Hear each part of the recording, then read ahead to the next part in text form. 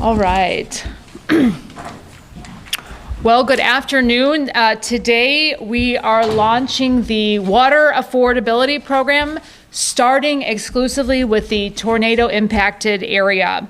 We're also simultaneously lifting what had been the COVID era moratorium on water shutoffs. But the real focus here today is the Water Affordability Program. This is a program that will provide tangible support to the residents impacted by the May 16th tornado.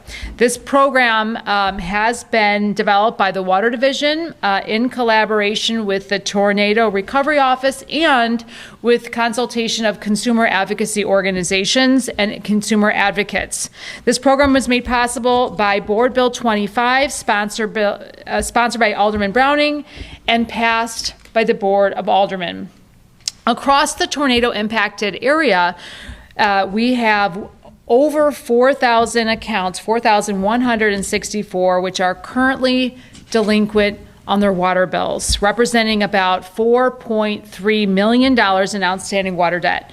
Nearly 1,900 of those accounts are just $500 or less, while roughly 750 households owe more than $2,000.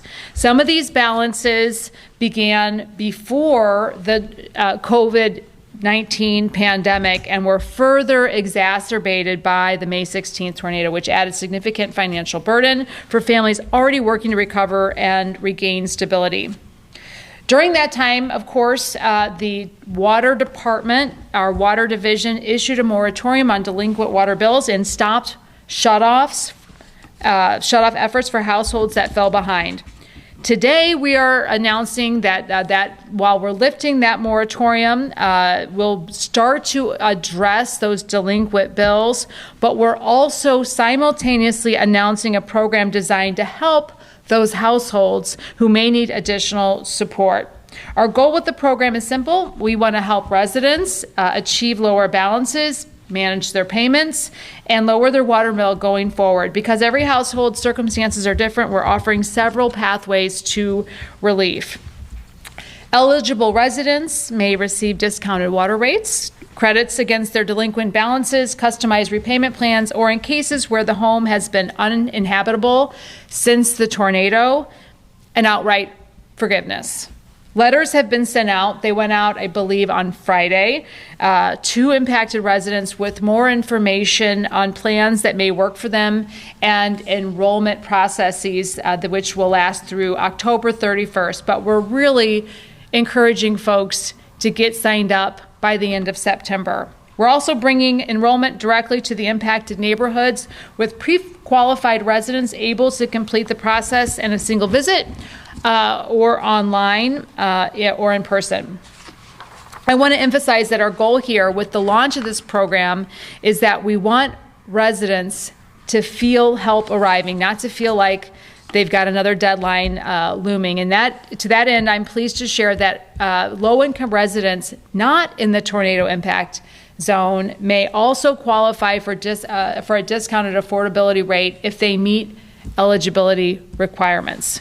There are a lot more details about the eligibility, the plans, the enrollment, and how residents can take advantage of these. And I'd like to turn it over first to the Director of Public Utilities, Neeraj Patel, to go through some of the specifics of the program. Neeraj? Excuse me. All right. Thank you, Mayor Spencer. Good afternoon. So, I'm really excited today because, this is help showing up for residents, and providing safe, reliable, affordable water service, remains our priority and our mission. That's why these programs that were enabled by the water rate ordinance, the affordability rate, are coming first to those impacted by the tornado. The May 16th tornado, put it on us that we had to do something more broad, something that not only spanned forward, but went back. And that's exactly what this program is.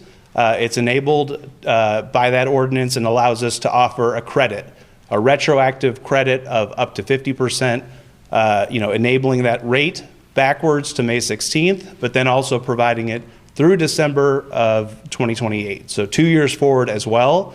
This really will start to alleviate some of that pressure, bringing that relief to those residents directly. In addition to that, we're offering those disaster credits for those residents that had damage to their home that allowed it to be unoccupiable. So based on certain occupancy conditions, we are fully crediting those accounts back to May 16th as well. So we also offer generous repayment plans. These are tailored to individual customers' needs. They can contact us at the Water Division Customer Service, but these are long-term repayment plans. These balances that have grown over time and that are providing that additional burden for that water service are large. They need more time to pay those debts back, and so these terms are up to 24 months, 36 months to allow that balance, and really a consistent payment being offered to those residents that are getting this additional help otherwise. I do want to point out that the temporary assistance program, that ARPA funded is still viable. There is still funding remaining. We are encouraging residents in those direct letters that we sent out to apply for and receive that one-time $500 credit that can further help bring that balance down. These are safety nets. These are multiple safety nets that are helping support those residents in the tornado impact zone in multiple ways to make sure that they can remain, current and keep that water service on. Additionally, we are talking about the partnership with the Recovery Office. We've worked closely with them to make sure that this assistance gets out to those residents in the communities, directly into those communities. And with that, to talk a little bit more about implementation, I'm going to pass it over to our Chief Recovery Officer, who heads up that office, Julian Nix. Thank you, Director Patel, and thank you, Mayor Spencer. I want to speak to two things. One, why this matters to families right now, and how the Recovery Office is partnering with the Water Division to make this happen. While low-income households are eligible for support, the Recovery Office primarily focuses on those people who are in the tornado impact zone who are actively recovering from the May 16th tornado. Every household in neighborhoods has spent the last 15 months providing their information over and over again through insurance, through FEMA, through city repair programs, through demolition supports, through disaster case management. So when we sat down with the Water Division, our first question was not how do we verify people, it was how do we keep from making them relive the trauma by asking for information all over again. So here's what this means in practice for our office. First, we are pre-qualifying residents. So if you have already applied to a tornado recovery program within the city, we have your information and we are matching it to your water account. All you need to do is verify your information, which should take under 2 minutes in the submission of the form, and you do not have to prove again what you have already proven. Over 3,200 households of the over 4,000 accounts are already pre-qualified today.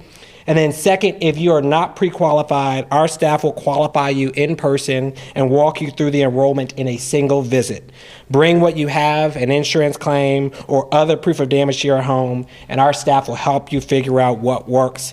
And if you'd rather do this from home, they can also do it online at sclrecovers.com. As the Water Division mentioned, they have mailed sign-up information to residents, and the Recovery Office will also be sending it out to residents through our listservs. We will be present at neighborhood association meetings and be coordinating with the Water Division other events in the neighborhood to help residents get enrolled. So there are 3 ways that people can register starting today. One, they can go online to sclrecovers.com. The very front banner on the front page will connect you to both of the programs for eligible assistance, and that is the fastest option to get enrolled. We recognize that we have many residents who still like to come in and get help in person, and so the SCL Recovers Outreach Center at 4401 Natural Bridge is open for residents to come in for a drop-in hours from 10 a.m. to 3 p.m. to get support registering for this program. All they need to bring is a photo ID. And then lastly, they can call over phone. So the Water Division customer service team members can take calls today at 314-771-2255. So while this program does not repair or rebuild homes or remove debris, this is a step on the path to recovery. It is a lot of small steps taking one after another over a long time. A water bill cut in half is one of those steps. A balance that finally goes down instead of up is one of those steps. So today is a step, and we intend to keep taking these small steps until this community is made whole. Thank you, and we'll now turn it over to questions. I want to first just to really just give some kudos here to our recovery office for really elevating the perspective of those impacted by the tornado, our water division for continuing to provide such excellent water and really hearing the concerns and marrying what was already a work in progress in the affordability program to these efforts, and to the Consumers Council of Missouri and consumer advocates who have really helped push and really help identify ways in which we can better and best represent and serve our customer base in a way that's thoughtful and really addresses the needs of our customer base. So with that, again, I think broad level here, the affordability plan is really starting here with the tornado impacted areas. Julian pointed out with those families that qualify through tornado impacted programs, and we're moving forward with making sure that residents continue to have access to that $500. Please, if you haven't already accessed that, that's got a finite timeline, and that can really help your bill. Any questions? How much is left in the assistance program? We have quite a bit left. I want to say about half. So, we've been, we remain hopeful that folks that qualify will access it. As I mentioned, we've got 1,900 accounts right now that are at 500 or below. This could wipe your debt clean, and so as Julian pointed out, we have lots of ways you can engage, and so we'd really like to see every dollar of those funds get out the door before the ARPA deadline here. Okay, and then what's the exact mechanism for is it just turn on the affordability rate? It's so for the you're turning on the affordability rate, which is about 50%, which is 50% of the new rate. But as Neeraj pointed out, if your home has been vacant since the May 16th tornado, it will wipe your debt out entirely. It'll get your balance to zero. So you've got a 50% rate that can go back to the May 16th for those impacted by the tornado. And if your house has been vacant since then, you can wipe that out entirely. Regardless of when the debt was incurred. Your debt would just go back to May 16th. Correct. So if you had a debt going before that, for example, it still apply that, but it would wipe out everything back to May 16th. And so why now? Why take this step now? I understand the board bill was signed. That was probably an important part of that, but why now? Oh, well, the board bill was a critical piece. We wouldn't be able to do that without the board bill. But, it took us a little bit of time since that board bill passed to get the program working, to get it up and running. Our water division has an excellent process of making sure that our water is excellent, but it's about 150 years old. And while the payment processing system is not quite as old as the water treatment system, it's fairly old as well. And so to get it really up to speed here took us a little bit of time. So we're really moving this forward as quickly as possible. And so it's just taken us a little bit. But, our ambition here was to get this up and running as quickly as possible following the authorization through that board bill. I know you said, if it's uninhabitable, it'll wipe your debt out from May 16th. But, some places are uninhabitable, people are still living in them. The challenge there, would it also cut off your water service as well? So as the letters indicated, and as we're announcing here today, we are officially sunsetting that COVID era moratorium. And so we've kept that moratorium in place. We're the last utility to keep it in place. We do recognize with $4.34 million in unpaid debt in the water division, we've really got to start getting, it's not doing anybody a service to allow those bills to compile. We've got a whole bunch of programs here, including the $500, including that affordability rate plan. What we really want to get folks enrolled in a payment plan. And so we're asking folks to contact our office, preferably by the 1st of September, just to let us know that, hey, you're still there. If you've got a really accrued bill, we're really going to start with those that are very, very highly accrued. Our goal here isn't to shut off anybody who's using water, anybody's water, but we do have accounts that are very, very, very badly out of date here. So we're going to start with those, but really the plan here is to get people into a payment plan, to get them engaged with the water division, to let us know that, hey, you're still there, you're still using, and find us a path here. And we're going to be that workable partner to find you the path that works for you to keep your water on and to get some level of payments coming in the door, whether it's through that $500 ARPA allocation or through an amount that can work for our families. We're about a week out from the moratorium being lifted. Since its lifting was announced a few months ago, do we know how much of that debt has been repaid by people paying off their water bill? Oh, you mean citywide? Yeah. Oh, I'll let Mr. Sure. Harris talk about that. Yeah, so we have actually been receiving a lot of communication, and that's really the goal here, is to have the existing programs that we had go out, new programs that were unlocked by this ordinance, be developed, programmed, and then go out as well. We have been able to get over 1,000 repayment plans with residents that were behind on their bills. That gets them communicating with us, paying regularly, and keeping that water service on. We've seen over $2 million reduced, and we know that we're going to keep working on that to reduce it further. It is going to take some time. It was a 5-year moratorium, 6 for the tornado impacted area.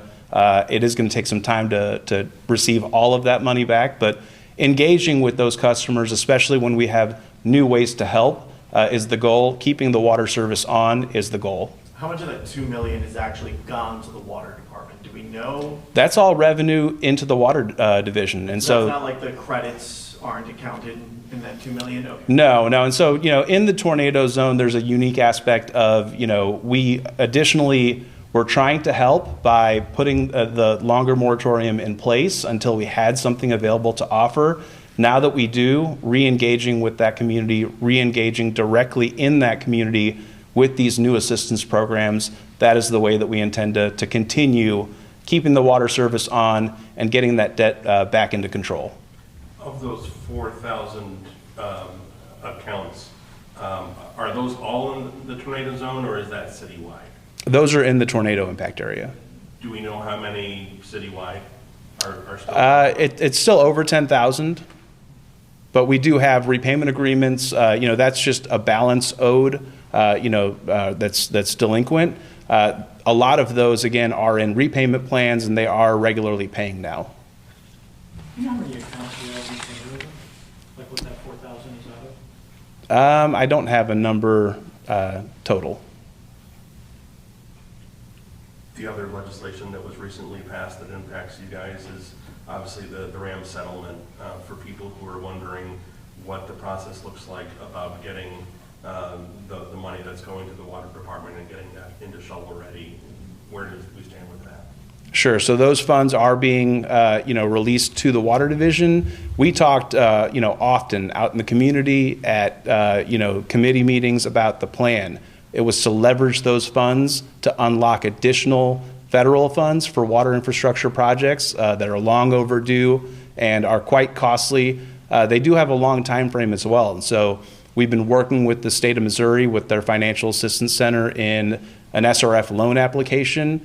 We will leverage those RAM settlement funds to increase those dollars capacity to initially get probably a $70+ million loan with the state.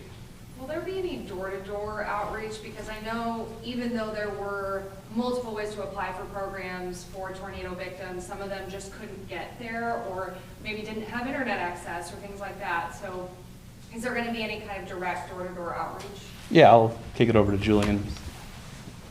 Yeah, so our initial focus is going to be directly in the areas where community gathers most. So it's mostly going to be neighborhood associations, people coming in and out of the recovery office. We will be working to identify some of those with some of the larger balances who may be met in person, like a lot of our senior population or certain groups like that, but we're still working through the identification of those. So we've matched all the data to figure out who's delinquent, and then we'll see who comes into the center, then do customized outreach where we need to reach as many residents as we can. And just to be clear, letters were mailed to every household who has water right now.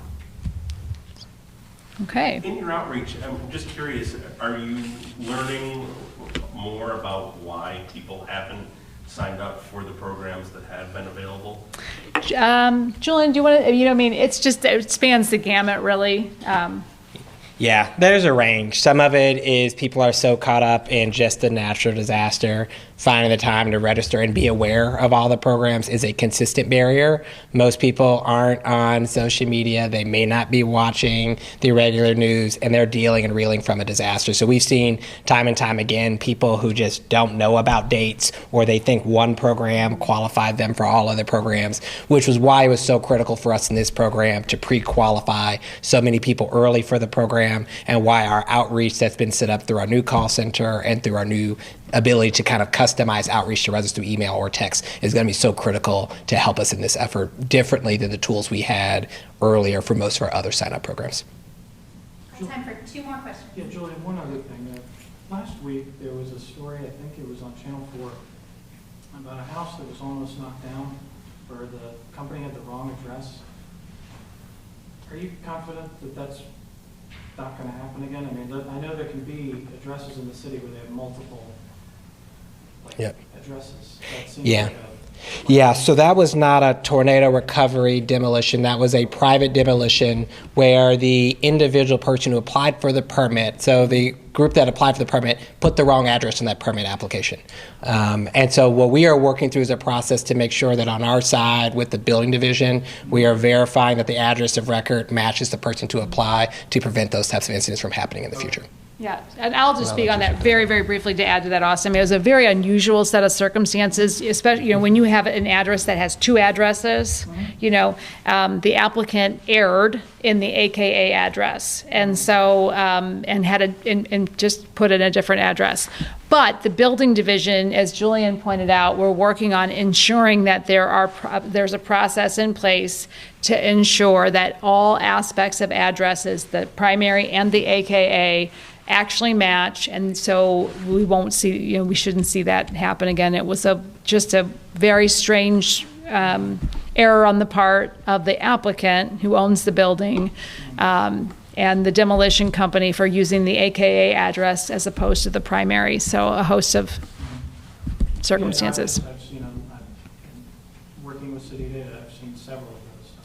You're right. It happens often, particularly on corners and things of that nature. So we've flagged it, and we're working on a solution to ensure that doesn't happen again.